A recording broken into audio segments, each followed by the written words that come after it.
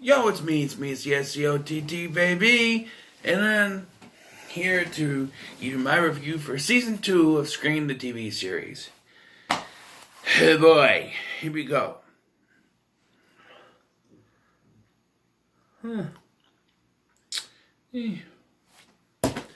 Alright, so we have some, leftover stuff. It was, by the end of Season 1, it was clear that there was an accomplice. And it was heavily hinted that it was going to be Audrey. Well, it's not. And as much as it was hinted at towards the end of last season, I should say, right at the beginning of the season, someone starts to harass Audrey, which makes a point in the opposite direction. Audrey's not involved with this. She's involved in some way, shape, or form, as it's revealed that she did bring Piper to Lakewood, but the confusing part is, I watched this I don't know how many times. I can't figure out how she knew, or how Piper knew, or how there was any connection that they would know. Because she admits to knowing that Piper was her sister. But she never said anything. The killings start going around, and even when... It's just very confusing. It would have made more sense if she didn't know Piper was her sister, and she just brought her to the town for a new story. That just makes more sense. It makes more sense than saying that she knew it was her sister, because how did she know that Piper was Emma's sister? And why wouldn't she say anything? I understand she was angry at her and stuff, but it doesn't make any sense that she wouldn't say anything like this.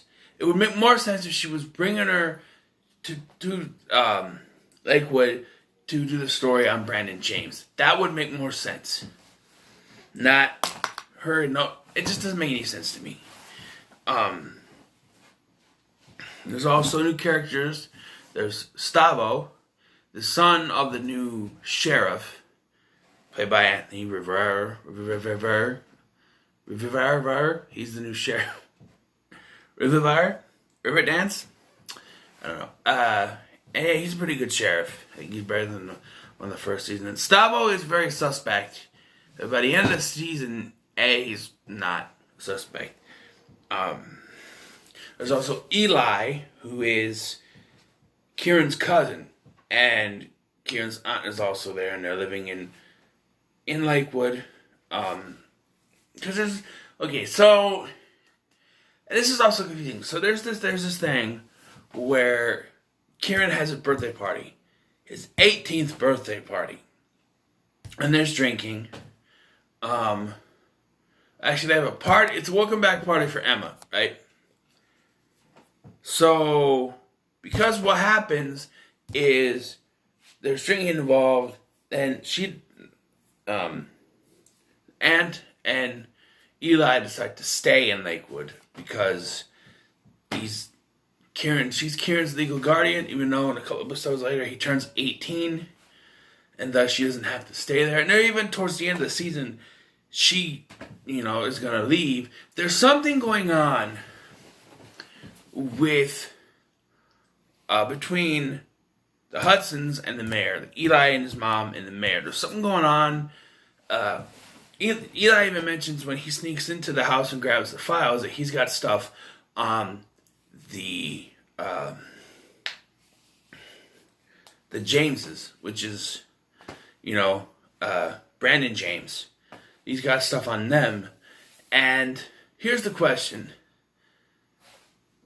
So, we never get this answered on what is going on, what the blackmail thing is, what the information is. They just sort of write it off. And, spoiler alert, Eli is not the killer. He gets killed in the season finale. So what was the point of injecting the storyline with the blackmail? Now, the mayor is killed, and at first I'm like, oh, maybe this was... Because they always said there's one kill in each season that's not done by the actual killer. In the first season, there was at least 2 kills. There was Rachel's kill, which we know was not done by the killer because it was made to be like a suicide. It wasn't done by Piper, I should say. And Will's death I think was not done by Piper. It was done by the second killer, which we'll get to. But, here I thought it was the mayor. But the more I think about it, because I don't want to reveal who the killer is yet, because the reveal of the killer had me shocked. And there's people saying, oh, I know who it was. I know who it was. I thought it was bullshit. But there is ways to tell, so it's not total bullshit that they would know. It's just, for me, it was very shocking. And we'll get to that. But, because I didn't want it to be this guy. And then, after it happened, I put the picture on my Facebook. Back when it first popped up, I was, yeah. Anyway, so,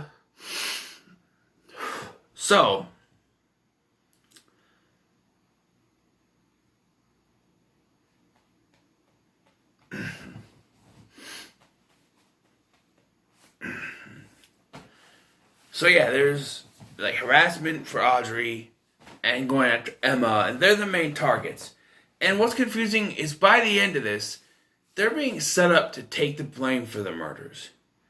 Because they are led to the barn, the James family barn, where the mayor was lured to. He is killed, and they find the body, and the cops roll up, and they're holding pitchforks, and the mayor's dead body is there. So they're arrested, for some odd reason, and they're led to be, framed for it, right?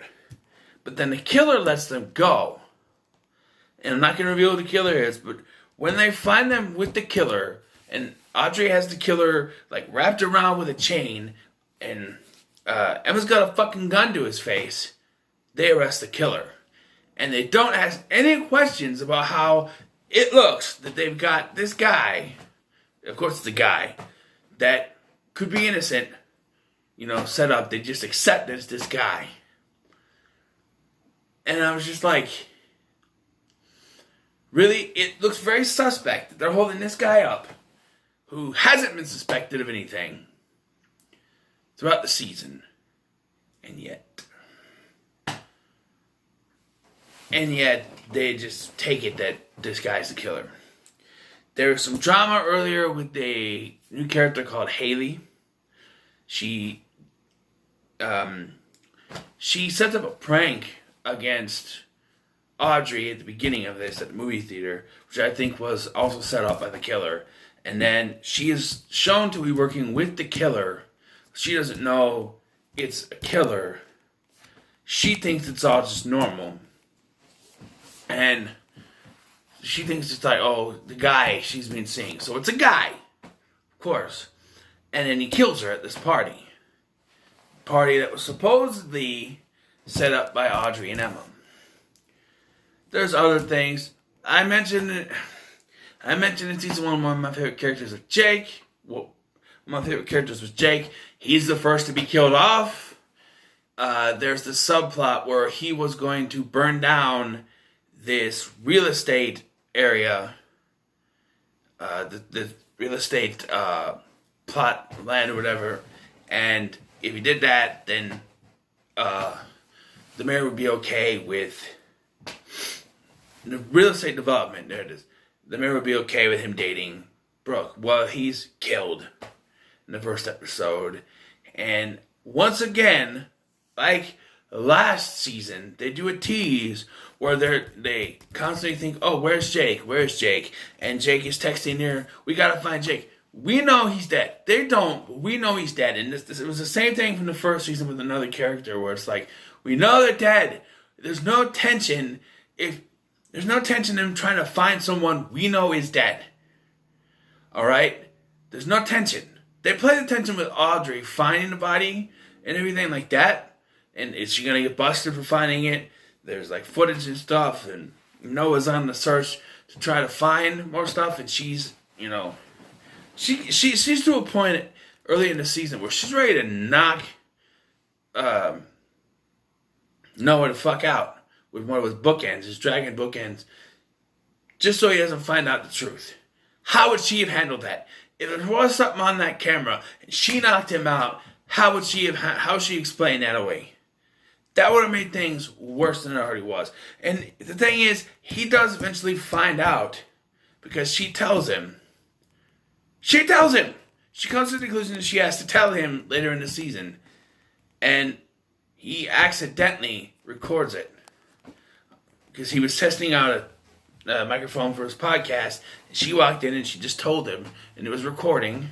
And she didn't know it. And then there's a subplot where Zoe, which is Noah's girlfriend, finds it. Mails it to herself. And then because... Now here's the thing. They make it seem like it came straight from Noah's when they said that the camera was allowing it to hack in. No, it was a bug allowing them to see and hear everything that went on in there, so that when it got sent to, forgot her name now. But her hard drive, whatever her name was, Zoe's hard drive, or whatever that she sent to herself, was able to be accessed and sent out. And they do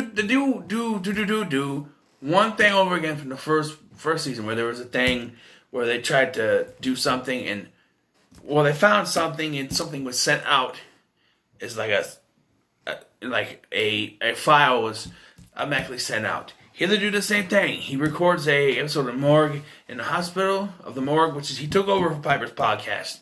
It's called The Morgue. He does an episode of it, and it sends out this elaborate setup thing that makes it look like Audrey and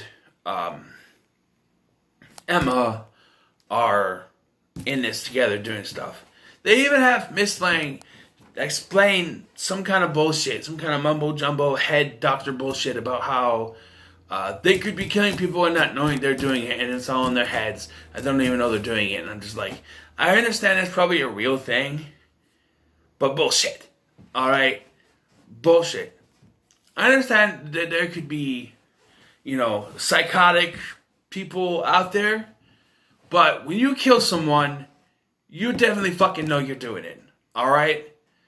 It's not just, there's some kind of sense inside you. You would know what you're doing when you do it, whether it's from a memory or a dream or something. Yes, they say that Emma is having dreams, but Audrey is having nothing like this, but they call it the something of two, and it makes no sense. I'm sure it's an actual, psychological thing, but the way they try to incorporate into this makes no sense. It only makes sense if they show to us that Audrey was also having these hallucinations. Like Emma was having hallucinations in the first season, which made no sense. And then here she's having dreams, which makes more sense than just straight up hallucinations. She's having dreams when she's killing her friends. And that makes sense. But Audrey's not having any dreams. So it makes no sense to connect those two together and say they're both delusional. And they'll say, oh, one can lead the other to do something, but bullshit. Alright? It's just mumbo jumbo they're trying to word together to make it, trying to make it seem like there's, even though people who's watching it know that's not the case. They have Miss Lang, who for some reason seemed important at the beginning of the season and just kind of just went downhill. Like, she was dating Seth Branson and he was killed, so that wasn't really important. But then she's keeping tabs on her students. She's like doing a thesis or something. Okay, that's important. But then she went to the same orphanage as Piper. Oh, there's a connection, but they didn't really spend any time together, so that's out the window. And so what's the Miss Lang connection other than she's just another teacher? Who knows? And who cares, to be honest? She seemed important, like there's some kind of connection, and every time they tried to lead us into some sort of connection, it went nowhere. Like I said, it just went nowhere. She was a red herring. So was Stavo. Stavo was drawing pictures of his classmates being like murdered and stuff, and like, oh, that's proof that he's the killer. But that's the way he copes with things, with all the stress in his life. He copes by drawing. Sure, it's horror drawings, but it's drawing nonetheless. That's how he copes. And it's like heavily said that he could be one of the killers, but he's not. He shows up. This is what I don't get. So he shows up in the last episode at the theater saying that Brooke sent him a text message, and he shows the text message. And they, knowing full well that the killer has done this before, with Branson in the first season say, no, he could be the killer, don't let him in. Knowing full well that they did the same thing with Branson in the first season. Or no, that wasn't Branson. There was another, Kieran. But then again, we'll get to that. But just saying that they know that it happened with Kieran in their mind, the killer could be doing the same thing. You know what I mean? Here, they don't let him in. Which, it proves that he's not one of the killers, but I'm just saying, it's the same situation. Yes, they reuse stuff. Season 3 is totally different. It doesn't reuse any of this stuff. And I think it's a little bit better than these 2 seasons, but it just reuses stuff. And there's a revelation towards the end of the season that Brandon James may actually be alive, which doesn't really go anywhere in the rest of the season, where Daisy, the mom, Maggie, she leaves a note in the tree that her and Brandon used to, talk to, and then Eli comes out of the woods, and Eli is one big fucking red herring. Throughout the entire season, we're showing him sneaking around, going in places, being in places where stuff's about to happen, and it's nothing. It leads fucking nowhere. By the end of this season, I was so sure it was Eli, and when it was flipped around as to who it was, I was like, Eli made no fucking sense. They show that he likes to sneak into people's houses when they're either not there or they're asleep. He even admits to it. And they show the killer sneaking into Emma's house once or twice during the season. They show that there's a picture from the newspaper that he was at Will's funeral in season 1. That goes fucking nowhere other than him say that he came to get revenge on Kieran for something that happened in the past. Who knows? But he couldn't do it once he saw everyone.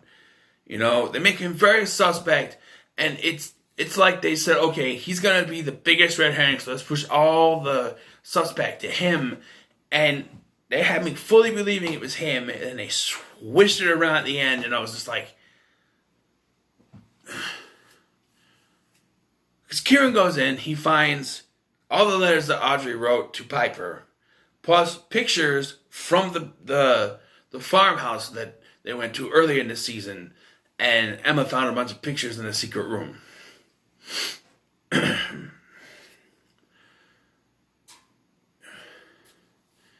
Now, this leads Maggie to believe that Brandon James may still be alive, so that's why she does that thing. And then at the end of the season, you see a knife stuck in the note in the tree. So there's someone there.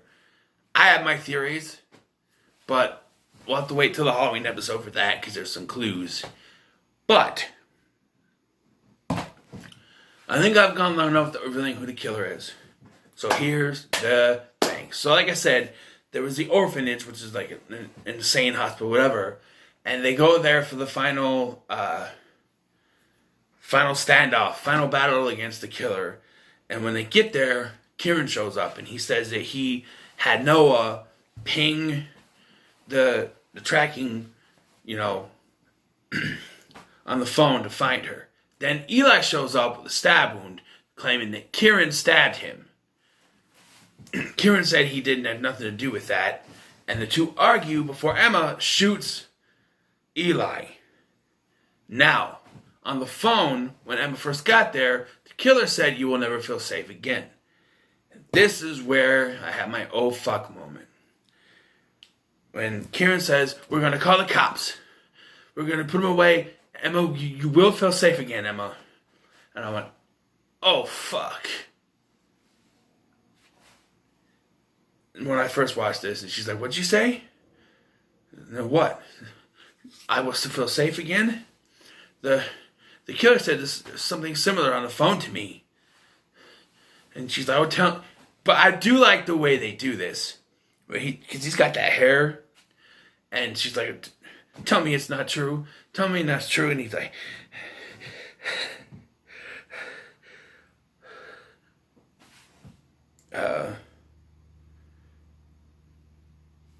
or it's not a lie. is it? Tell me. Tell me he's lying. Tell me it's... No. Oh, it's real. Or something like that. Man, I forgot what it was. But it's just... And he turns like that. And yes, Kieran is the killer. And I was like, oh. Because I firmly believed it was Eli. Or Eli and Stavo. Because there's times where it was kind of possible to be Kieran. Once I watched it through this, you know, going through season 1 and season 2, he's not present for a lot of stuff that happens. So I see, and you know, it makes sense when you think that he set up Rachel's death to be a suicide, like a suicide, and he killed Will after finding out that she was going to go back to him. So he killed Will. Those two kills make sense. In the first season, they make sense that he did them. And here, it's... Because there's times where the killer is seen, and then we cut to the next scene, and Kieran is somewhere else. And it doesn't make a whole lot of fucking sense sometimes. Yes, there could be two killers, but the way Kieran has acted is that he was doing this alone. Because at the end of the season, when he's in jail, spoiler alert, of course, he gets a call from someone with the voice saying, "Hello, Kieran. Who said you could wear my mask?" Like, he had no accomplice. He was doing this himself. He admits that. He was a surprise that Piper had at the end of season 1. But, as Audrey put it, then I showed up with a gun, as she said. Yeah, it turns out he and Piper were lovers, so he was doing both sisters. Lucky guy. And, oh yeah, by the way, I should mention that Noah's girlfriend died, so, ladies, don't date Noah or you'll be dead. He's had a girlfriend in one in each season, and they both died, so don't date them. Please don't. They make a big deal of like, oh, he finally had sex, so now they're dead. But he didn't have sex with Haley in the first, or not Haley, but whatever her name was in the first season, and she died. And then Riley, and then now there's a whole thing where he was buried in a box and she was in the river and she dies. I don't know, but Kieran didn't have an accomplice. Although I do have theories on who the third killer is, in a way, but I'll wait till the Halloween episode. So there's instances I want to talk about where it's weird that the killer, the killer knows they're at a gas station, but the next scene we cut to Kieran coming out of the shower, and Emma goes into his house. So how could he know they were at a gas station if Kieran was at his house?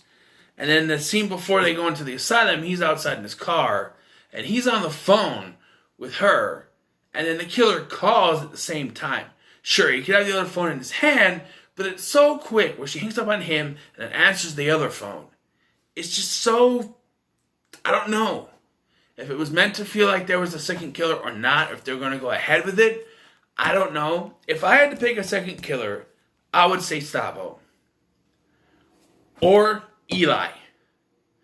My theory for this, and this will go strictly for this, not after this, but before I saw that Halloween episode, my theory was that Kieran and Eli ran it together, but Eli started having feelings for Emma, which caused problems between them.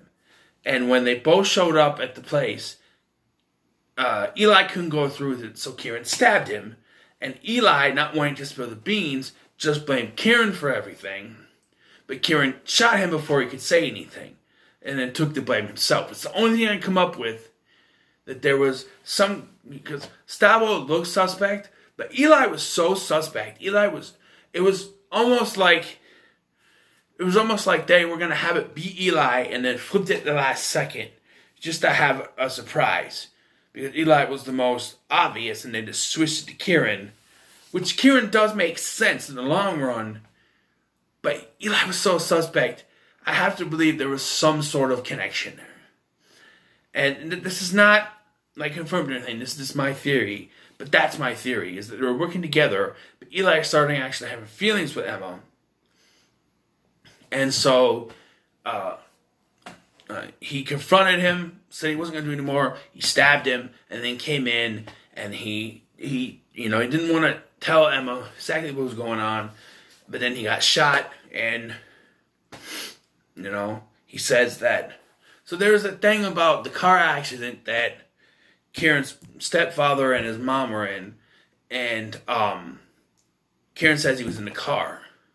We don't really get to know any more about this car accident, but I'm starting to think Kieran caused it on purpose. Killed his stepmom and his stepdad and his mom, and then they said that the last 3 kills were supposed to be Kieran's dad, Emma's mom, and Emma were supposed to be the last 3, but then I showed up with a gun. The gun that Kieran gave her, by the way. Think about that one. I just did. Kieran gave Audrey that gun. And then Audrey showed up and killed Piper. So, wait a minute. Well, Kieran does make sense. What if he wasn't originally supposed to be, because that doesn't make any sense. He gave her the gun. And then she shoots Piper.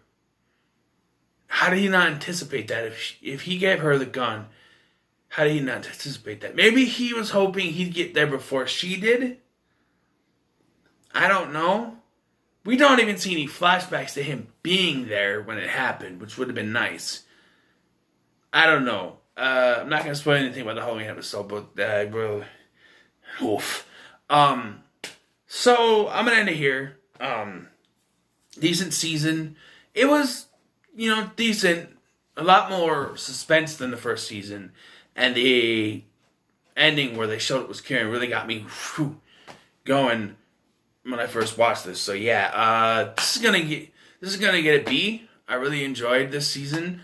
I got a Halloween episode. I got season 3, and plus, as soon as this is uploaded, I gotta do my review for Black Panther because they both ended at the same time. I was watching Black Panther with no sound, and then season 2 of Scream, and then they ended almost the exact same time. Scream season 2 ended a little bit after Black Panther, but I wanted to see the ending. So, what are your thoughts on Scream season 2? Let me know in the comments below. Like, share, and subscribe. I'll see you in the next one.